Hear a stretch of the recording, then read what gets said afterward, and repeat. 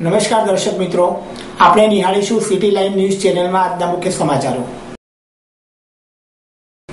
Diwaliben ભીલને લોકગાયક Hemu Gadhvi award અર્પણ। અડાસ શહીદ સ્મારક ખાતે શ્રદ્ધાંજલિ કાર્યક્રમ યોજાયો।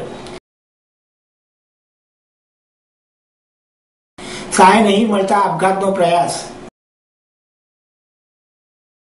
સમગ્ર રાષ્ટ્રમાં 78% રોજગારી સર્જન સાથે ગુજરાત અગ્રેસર। કલોલ ખાતે ભારત ભાગ્ય વિધાતા નાટક ભજવાયું। દિવાળીબેન ભીલને લોકગાયક હેમુ ગઢવી એવોર્ડ અર્પણ। ગુજરાતી લોક સાહિત્યને પોતાના કંઠ થકી ઉજળું કરનારા પ્રસિદ્ધ ગાયક સ્વર્ગીય હેમુ ગઢવીની પુણ્યતિથિ નિમિત્તે અહીંની આત્મિક કોલેજ ખાતે યોજાયેલા ત્રિદિવસીય કાર્યક્રમ યાદ હેમુ આવશે ના પ્રારંભમાં ઉપસ્થિત રાજ્યપાલ શ્રી ઓપી કોહલીએ જણાવ્યું હતું કે લોક કલા અને માનવ સમાજની પરંપરા સદીઓથી એકબીજા સાથે જોડાયેલી છે। આપણા જીવનમાં અથવા તો સમાજમાં જે ઘટનાઓ બને છે તેને નવા દ્રષ્ટિકોણથી લોક કલાકાર સંગીત અને સાહિત્યના માધ્યમથી પ્રસ્તુત કરે છે। તેમણે કહ્યું કે સ્વર્ગીય હેમુભાઈ ગઢવીની અભિવ્યક્તિમાં સંવેદનાનું તત્વ અનોખું હતું। તેથી જ્યાં સુધી ગુજરાતી ગીતો ગવાતા રહેશે ત્યાં સુધી લોકો હેમુભાઈને યાદ કરતા રહેશે તેમ તેમણે અંતે કહ્યું હતું। શ્રી હેમુ ગઢવી સ્મૃતિ સંસ્થાપન રાજકોટ તથા શ્રી હેમુ ગઢવી સ્વર્ણિમ સ્મૃતિ પર્વ ઉજવણી સમિતિ અને ઝવેરચંદ મેઘાણી લોક સાહિત્ય કેન્દ્ર સૌરાષ્ટ્ર યુનિવર્સિટી રાજકોટ દ્વારા સંયુક્ત ઉપક્રમે યોગીધામ આત્મિક કોલેજ શૈક્ષણિક સંકુલના પટાંગણમાં આયોજિત કાર્યક્રમમાં રાજ્યપાલ શ્રી ઓપી કોહલી તથા મંચસ્થ મહાનુભાવોએ સમારોહનું મંગલદીપ પ્રગટાવીને ઉદ્ઘાટન કર્યું હતું। બાદમાં રાજ્યપાલ શ્રીના હસ્તે અને સંત શ્રી મોરારી બાપુની પ્રેરક ઉપસ્થિતિમાં ₹1 લાખનો લોક ગાયક હેમુ ગઢવી એવોર્ડ સુપ્રસિદ્ધ લોક ગાયિકા પદ્મશ્રી દિવાળીબેનને ગૌરવપ્રદ રીતે અર્પણ કરવામાં આવેલ હતો। તેમજ શ્રી હેમુ ગઢવીના જૂના સહયોગી સર્વશ્રી લાખાભાઈ ગઢવી, શ્રી ટપુભાઈ દેગામા તથા શ્રી ભરતભાઈ યાજ્ઞિકનું પણ ઉપસ્થિત મહાનુભાવોએ હસ્તે સન્માનિત કરવામાં આવેલ હતું। આ પ્રસંગે સંત શ્રી મોરારી બાપુએ આશીર્વચન આપતા જણાવ્યું હતું કે આર્થિક બાબતોની પરવા કર્યા વગર સ્વર્ગીય હેમુભાઈના પરિવારજનોએ તેમની પુણ્યતિથિએ લોક સાહિત્યના કાર્યક્રમનું યાત્રા શરૂ કરી છે। તે સૌ માટે ગૌરવરૂપ બાબત છે। 3 બાબતોને આધારે કોઈ વ્યક્તિનું સન્માન થાય છે। વ્યક્તિ યોગ્ય પાત્રતા ધરાવતો હોય, પોતે સમાજના મોટા ભાગે હોય, છાંદોગ્ય હોય ત્યારે તેમનું સન્માન થાય છે।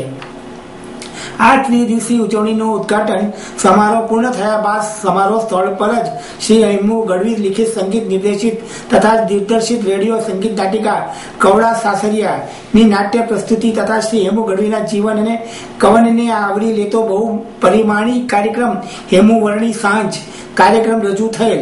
આ કાર્યક્રમ લોક સાહિત્યના રસિકો અને સાહિત્ય પ્રેમીઓ રાજકોટવાસીઓએ મન ભરીને માણેલ હતો। लोक भावनाओं को अभिव्यक्त भी करता है और लोक रंजन भी करता है और लोक परिष्कार भी करता है।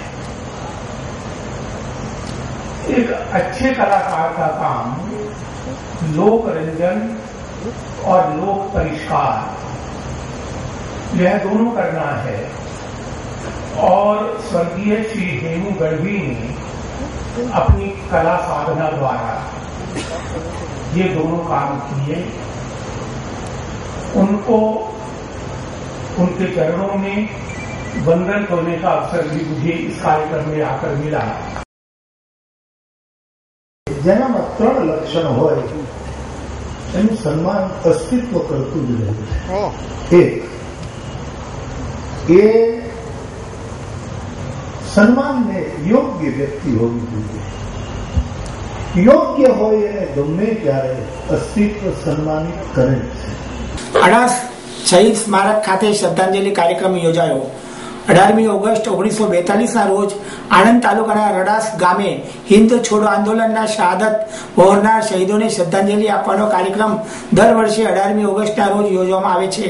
રાજ્યના અન્ન અને નાગરિક પુરવઠા રાજ્યમંત્રી શ્રી અને આણંદ જિલ્લાના પ્રભારી મંત્રી શ્રી છત્રસિંહ મોરીએ આજના કાર્યક્રમમાં ઉપસ્થિત રહી શહીદોના સ્મારક ખાતે પુષ્પાંજલિ આપી હતી। 18મી ઓગસ્ટ 1942ના રોજ વડોદરાની શાળા કોલેજમાં અભ્યાસ કરતા 34 યુવાનોએ મહાત્મા ગાંધીજીના કરેંગે યા મરેંગે અંગ્રેજો ચાલ્યા જાઓ નો સંદેશો ગામે ગામ પહોંચાડવા નીકળ્યા હતા ત્યારે અડાસ ખાતે ભાદરણના શ્રી રતિલાલ ગોરધનભાઈ પટેલ ઉંમર 23 વર્ષ, ધર્મજના રમણભાઈ પુરુષોત્તમદાસ પટેલ ઉંમર 20 વર્ષ અને દહેગામના શ્રી મોહનલાલ મગનલાલ પટેલ ઉંમર 20 વર્ષને પોલીસની ગોળીએ વિંધી નાખ્યા હતા અને આ 3 યુવાનોએ અડાસ રેલવે સ્ટેશન ખાતે જ ઘટના સ્થળે શહીદી વહોરી હતી અને ઘાયલ થયેલા અન્ય બાલ સિનોરના શ્રી તુલસીદાસ સાકરચંદ મોદી ઉંમર 21 વર્ષ અને ચાણસ્માના મણીલાલ પુરુષોત્તમદાસ ઉંમર વર્ષ 20 બીજા દિવસે મૃત્યુ પામ્યા હતા જ્યારે અન્ય 29 યુવાનો ઘાયલ થયા હતા.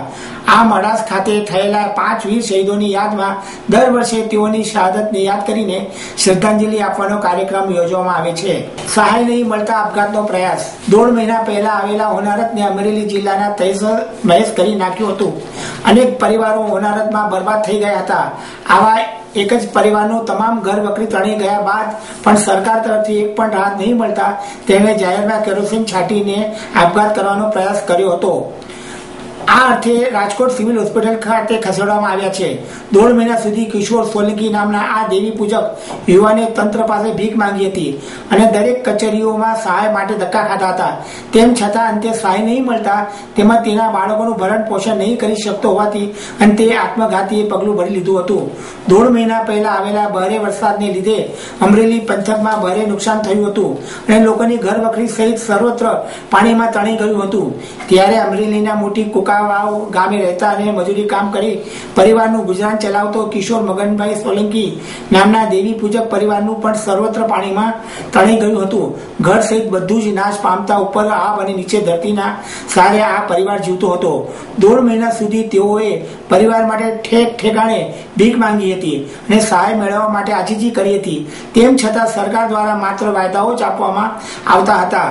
1.5 મહિના સુધી સહાય નહીં મળતા તેમજ હવે પોતે પોતાના પરિવારનું ભરણ પોષણ નહીં કરી શકે તેવા ભયે પોતે ગામમાં જાહેર જીવનમાં કેરોસીન છાંટીને આત્મઘાતી પગલું ભરી લીધું હતું અને અગ્નિસ્નાન કરી લેતા તેને સારવાર અર્થે જેતપુર બાદ રાજકોટ ખસેડવામાં આવ્યા હતા. આ બનાવ બન્યો. અમે રહેવી છીએ મોટી કુકાવાવ, અમને શિક્ષક સોસાયટીમાં રહેવી છીએ. ત્યાં બનાવ અમારે 1.5 મહિના પહેલાં બનાવ બની ગયો કે ઓનર થયું એટલે બધું એનું ઘર વખરી બધું તણાઈ ગયું હતું. એમાં કાંઈ બાકી નથી રહ્યું. એટલે કોઈ એને સરકારની સહાય મળી નથી. એટલે સહાય ન મળતા એને બહુ ધોળા કર્યા બધે કે અમને કાંઈક ગયો, અમે અમારી પાસે કાંઈ થવા ધાન નથી રહ્યું. એટલે મળતા એને આ કેરોસીન છાંટી બજારમાં ભરી બજારમાં અને હાથમાં કેરોસીન છાંટીને ભરવાનો પ્રશ્ન કર્યો.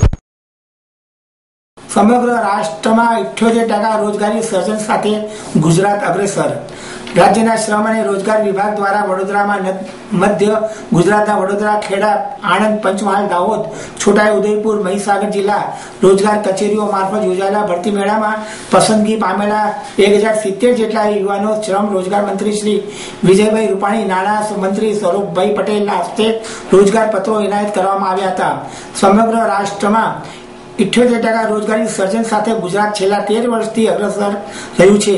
તેથી લાગણી વ્યક્ત કરતા શ્રમ રોજગાર મંત્રી શ્રી વિજયભાઈ રૂપાણીએ જણાવ્યું હતું કે રાજ્યમાં ગત વર્ષે રોજગાર કચેરીઓ દ્વારા 2.91 લાખ યુવાનો રોજગારી પૂરી પાડવામાં આવી છે. રાજ્યમાં કૌશલ્યવાન અને નાવીન્યતા સભર યુવાનો તૈયાર કરવા માટે આઈટીઆઈ સમક્ષ બનાવાશે તેમ તેમણે ઉમેર્યું હતું. ગુજરાતે દૂરોગામી આયોજન થકી રોજગારીની મહત્તમ તકો સર્જન કર્યું છે તેમ જણાવતા નાણામંત્રી શ્રી સ્વરૂપભાઈ પટેલે ઉદ્યોગોને પ્રોત્સાહન આપવા સરકારે લેબર ઇન્ટેન્સિવ પોલિસી અમલમાં મૂકી છે. રાજ્યમાં મહત્તમ ઔદ્યોગિક મૂડી રોકાણ આવી રહ્યું છે એટલે જ આંતરરાષ્ટ્રીય કંપનીઓ ગુજરાતમાં ઉદ્યોગ સ્થાપી રહી છે. ત્યારે ઉદ્યોગોને અનુરૂપ માનવ બળ પૂરું પાડવા કૌશલ્યવાન યુવાનોની આવનારા દિવસોમાં વ્યાપક માંગ ઊભી થવાની છે. કલોલ ખાતે ભારત ભાગ્ય વિધાતા નાટક ભજવાયું. ગુજરાત સરકારના સામાજિક ન્યાય અને અધિકારીતા વિભાગ તથા રમતગમત યુવા સાંસ્કૃતિક પ્રવૃત્તિઓ વિભાગના સંયુક્ત ઉપક્રમે ભારત રત્ન ડોક્ટર બાબા સાહેબ આંબેડકરની 125મી જન્મ જયંતિ વાર્ષિક ઉજવણીના ભાગરૂપે ડોક્ટર બાબા સાહેબ આંબેડકર હોલ પૂર્વ વિભાગ કલોલ જિલ્લા ગાંધીનગર ખાતે તારીખ 17મી ઓગસ્ટને સોમવારના રોજ રાતે 8 કલાક ભારત ભાગ્ય વિધાતા નાટક રજૂ કરવામાં આવ્યું હતું. અમદાવાદ દ્વારા પ્રસ્તુત સદર નાટકના નિર્માત્રી અને દિગ્દર્શિકા નાદિયા અહેમાની છે. કલાકાર તરીકે સર્વશ્રી નાદિયા હિમાની, જયેશ અધિકારી, કોમલ નાગદેવ, રોહિન ગોરી, દીપેશ ચૌહાણ અને યોગેશ પરમારનો અભિનંદન એકંદરે ખૂબ જ સુંદર અને પ્રશંસનીય રહ્યો હતો. ડોક્ટર બાબા સાહેબ આંબેડકરના જીવન ચરિત્ર અને યાદગાર પ્રસંગોનું નાટ્યાત્મક પ્રદર્શન એકંદરે તમામ ક્ષેત્રે આકર્ષક, અભિપ્રેરક, અવિસ્મરણીય, અનુકરણીય અને આવકાર્ય બની રહ્યું હતું. આ પ્રસંગે કલોલના ધારાસભ્ય શ્રી અશોકભાઈ, નગરપાલિકાના પ્રમુખ શ્રી મહેન્દ્રભાઈ બાવરિયા, નગરસેવક મિત્રો અને સામાજિક આગેવાનોની પ્રોત્સાહક ઉપસ્થિતિ નોંધપાત્ર બની રહી હતી. આપ નિહાળતા રહો સિટી લાઇન ન્યૂઝ ચેનલ. આ હતા આજના મુખ્ય સમાચારો.